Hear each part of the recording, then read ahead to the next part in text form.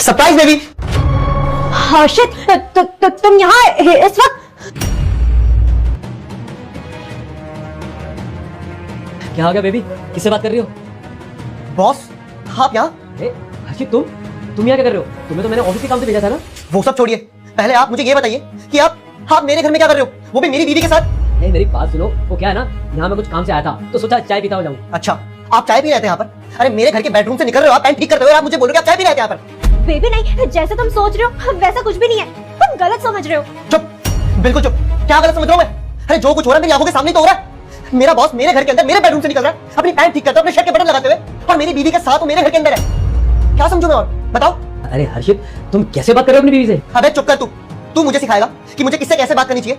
तू मेरे घर में आके मेरी बीवी के साथ सो रहा है और मुझे तभी सिखा रहा है कि मुझे किससे कैसे बात करनी चाहिए। देख हर्षित, तू अपनी हद पार कर रहा है, नौकरी से निकाल दूं तुझे।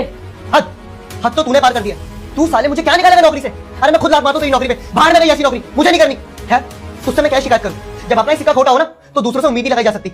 मेरी बीवी इतनी घटिया निकलेगी मैंने कभी लाइफ में नहीं सोचा था अपनी। आपको एक तरफ मंदिर और दूसरी तरफ दारू दिखाई दे तो आप किस तरफ जाना चाहोगे? मंदिर की तरफ जाने वाले लाइक और सब्सक्राइब करो और दारू की तरफ जाने वाले कमेंट करो। हर्षित देखो, मेरी बात सुनो, हम अंदर आराम से बैठकर बात करते हैं ना। क्या बैठ के बात करूं मैं? और समझाने के लिए रह ही क्या गया?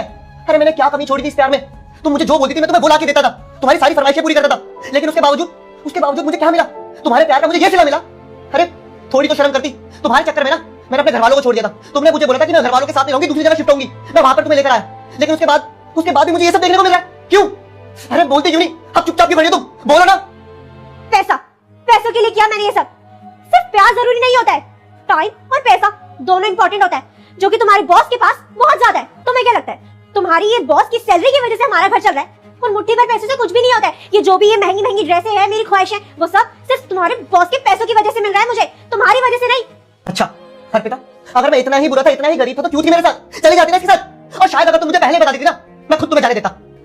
मैं सिर्फ सही वक्त का इंतजार कर रही थी, जो कि अब शायद आ चुका है। तो मैं तुम्हें तलाक दे दूंगी और इनके साथ चली जाऊंगी, तुम्हें छोड़कर। ओ दिमाग खराब है क्या तेरा? बीवी है, बच्चे मेरे, और देख तुझे पैसा चाहिए था और मुझे मजे मैंने ले लिए, तुझे पैसा मिल गया। पर इस साथ में रहने की बात कहां से आ गई? तुम दोनों को झगड़ा है ना, आपस में देखो, मुझे इस झगड़े में मत डालो, समझ आ गई? मैं जा रहा हूँ। अरे पागल है क्या ये? राहुल अर्पिता, अब तुम भी निकलो यहाँ से, और दोबारा ना मुझे कभी अपनी शक्ल मत दिखाना। वो कहते हैं ना कि अगर तुम किसी के साथ बुरा करोगे ना तो तुम्हारे साथ भी बुरा होगा, जो कि वो करके चला गया। तुमने मुझे धोखा दिया था ना, वो तुम्हें धोखा देके चला गया, और अब जाओ ना यहाँ से। मेरा जी तो करता है कि तुम्हें अभी के अभी पुलिस के हवाले कर दूं, लेकिन क्या करूं? इतना बुरा नहीं हूं ना मैं जो तुम्हें सलाखों के पीछे खड़ा कर दूंगा।